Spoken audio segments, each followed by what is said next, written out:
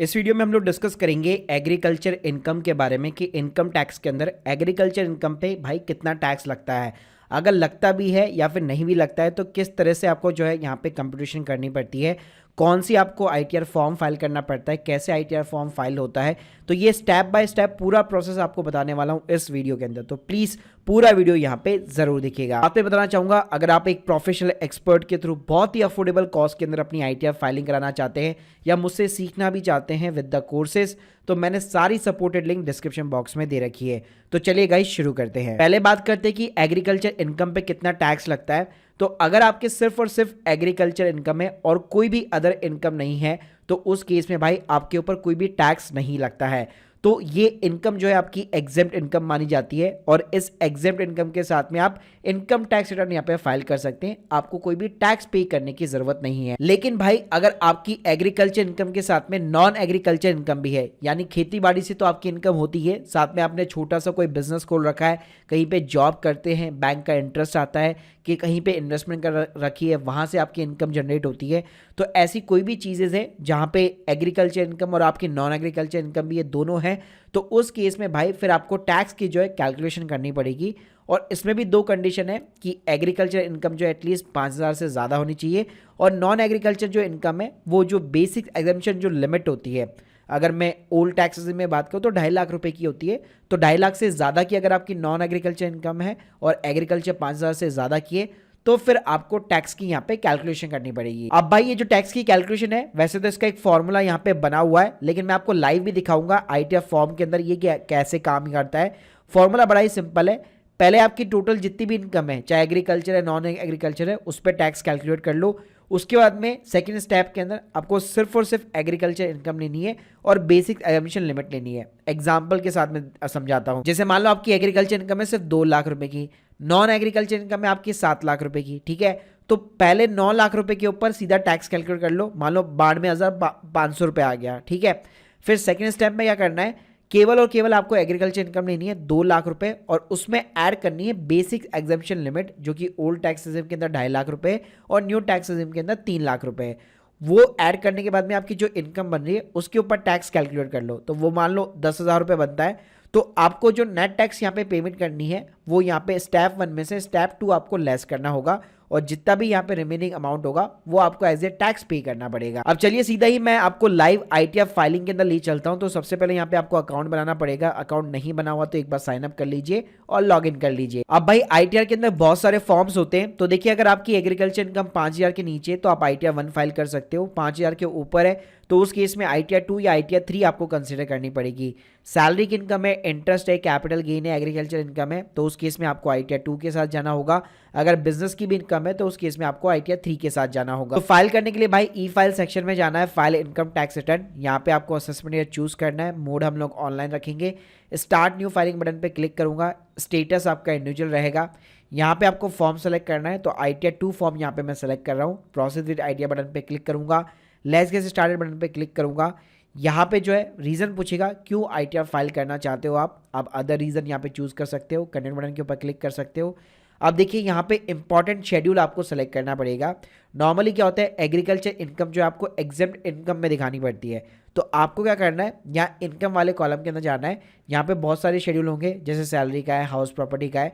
आप थोड़ा सा हल्का सा अगर आप नीचे जाएंगे तो यहाँ पे आपको शेड्यूल एग्जेम्प्ट इनकम दिखाने वाला है, जिसको शेड्यूल ईआई भी बोलते हैं। तो भाई इसको जरूर चेक कर देना अगर आपकी एग्रीकल्चर इनकम है तो, क्योंकि एग्रीकल्चर जो इनकम है वो इसी शेड्यूल के अंदर एंटर होने वाली है। बाकी के देखो भाई शेड्यूल डिपेंड करते हैं, अगर सैलरी की इनकम है तो इसको चेक बॉक्स करके रखो, हाउस प्रॉपर्टी तो इसको चेक बॉक्स करके रखो, म्यूचुअल फंड स्टॉक मार्केट से कैपिटल गेन है तो इसको आप चेक बॉक्स करके रख सकते हो। भाई ये चीजें करने के बाद में आपको कुछ क्वेश्चन पूछेगा, सभी को स्किप कर देना। अब यहाँ पे आपके शेड्यूल खुल जाएंगे, सभी को एक एक करके आपको कंफर्म करना है। भाई पहले शुरुआत करते हैं हम लोग जनरल इन्फॉर्मेशन के साथ। तो यहाँ पे भाई पहला जो चीज आपको चेक करनी है, आपको हमेशा न्यू टैक्स रिजिम के साथ में ही जाना है। अगर आपकी मान लीजिए 7 लाख के नीचे भी नेट इनकम है, चाहे एग्रीकल्चर है नॉन एग्रीकल्चर है, पहले प्रेफरेंस आप अपनी रखिए कि हमेशा न्यू टैक्स रिजिम ही आपको सेलेक्ट करनी है। तो यहाँ पे आपको कोई भी छेड़छाड़ करने की जरूरत नहीं है। थोड़ा सा हल्का सा नीचे आएंगे, ये आपसे पूछेगा आपका रेजिडेंशियल स्टेटस, तो रेसिडेंट करना है सेलेक्ट और यहाँ पे आपको 182 डेज वाला रूल सेलेक्ट करना है। नीचे बहुत सारे क्वेश्चन पूछेगा, सभी के आंसर मोस्टली यहाँ पे नो में होंगे। अब देखिए मैं सीधा चलता हूँ यहाँ पे शेड्यूल ईआई के अंदर, जहाँ पे हमें अपनी एग्रीकल्चर इनकम दिखानी है। बाकी इसमें सैलरी के भी शेड्यूल होते हैं, कैपिटल गेन के भी होते हैं, मैंने अपने अलग से वीडियोस बना रखे हैं। अगर आपकी कैपिटल गेन वगैरह की इनकम है, मैं सीधा यहाँ पे पॉइंट पे आता हूँ एग्रीकल्चर इनकम के ऊपर। तो भाई इसके लिए आप जैसे यहाँ पे शेड्यूल एग्जेम्प्ट इनकम दिया हुआ है, इसके अंदर आपको जाना पड़ेगा। तो यहाँ पे आप देख सकते हैं सेकंड नंबर पे आपको दिख जाता है एग्रीकल्चर इनकम। आपको यहाँ पे ऐड डिटेल्स के अंदर क्लिक करना है। सबसे पहले पूछेगा ग्रॉस एग्रीकल्चर रिसिप्ट। जी हाँ, तो यहाँ पे आपको ध्यान रखिएगा, आपको ग्रॉस अमाउंट दिखाना है, यानी जो फसल बेच के आपने जो अमाउंट यहाँ पे रिसीव किया है वो आपको ग्रॉस के अंदर दिखाना है, खर्चे घटाने के बाद नेट प्रॉफिट नहीं दिखाना। तो सबसे पहले अगर आपका ग्रॉस ये जो एग्रीकल्चर रिसिप्ट है अगर 5 लाख के बियॉन्ड है, जैसे मान लीजिए 5,01,000 रुपए, तो नीचे आप देखेंगे एक और आपका यहाँ पे कॉलम खुल जाएगा जिसके अंदर आपको अपनी एग्रीकल्चर लैंड की डिटेल्स देनी पड़ेगी, वो भी एकर्स के अंदर।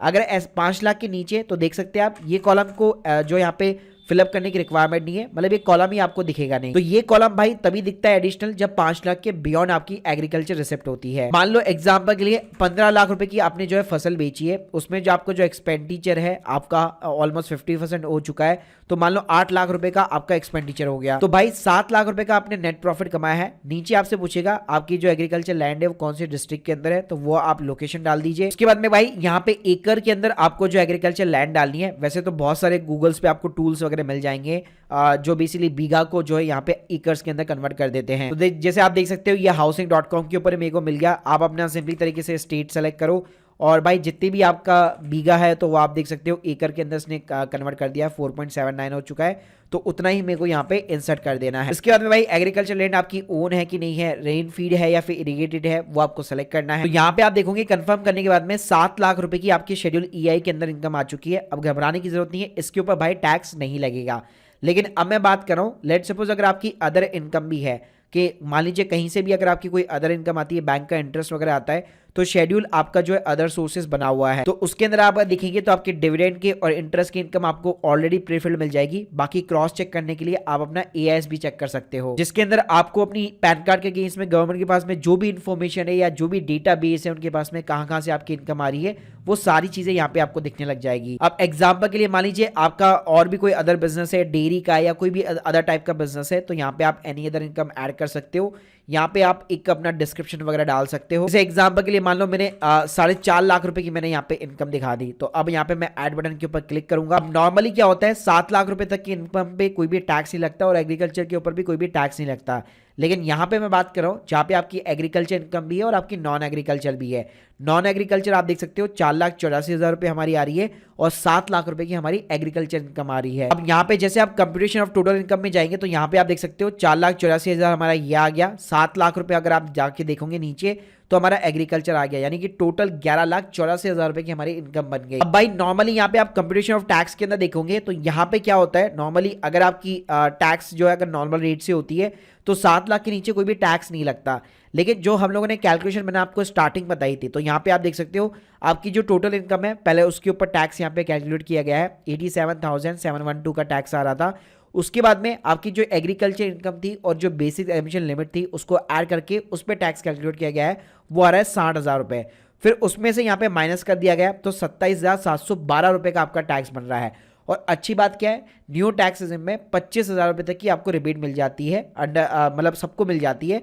तो यहाँ पे आपको मार्जिनल टैक्स ऑफ रिलीफ का भी बेनिफिट मिल जाता है। तो अल्टीमेटली आपको अपनी जेब से केवल 2,712 रुपए यहाँ पे पे करने पड़ेंगे। तो मैंने स्टार्टिंग में जो आपको कैलकुलेशन बताई थी, जो आपकी एग्रीकल्चर है चाहे नॉन एग्रीकल्चर इनकम है, जैसे आप अपना डेटा आईटीआर के अंदर भाई फिलअप करते हो, सिस्टम अपने आप ही सारी चीजें यहाँ पे आपको करके दे देता है। अब भाई कुछ नहीं करना, आपको चेकबॉक्स बटन के ऊपर क्लिक करना है, प्रोसीड टू प्रीव्यू बटन पे क्लिक करना है, ये आपको पूरा ऑफिशियल आईटीआर 2 का फॉर्मेट आ जाता है। उसके बाद में भाई जैसे आप प्रोसीड टू वैलिडेशन बटन पे नाउ क्लिक करोगे तो कोई भी अगर एरर वगैरह होगा तो आपको दिखाई देगा, वाला वैलिडेशन आपका सक्सेसफुल हो जाता है। प्रोसीड टू वैलिडेशन बटन पे क्लिक करो, एक आधार ओटीपी डालो और आपकी आईटीआर यहाँ पे सबमिट हो जाएगी। तो भाई इस तरह से अगर सिर्फ आपकी एग्रीकल्चर इनकम है तो भाई आपको कोई भी टैक्स पे करना ही नहीं है, चाहे 10 लाख की इनकम हो, 15 लाख की इनकम हो, 20 लाख की इनकम हो।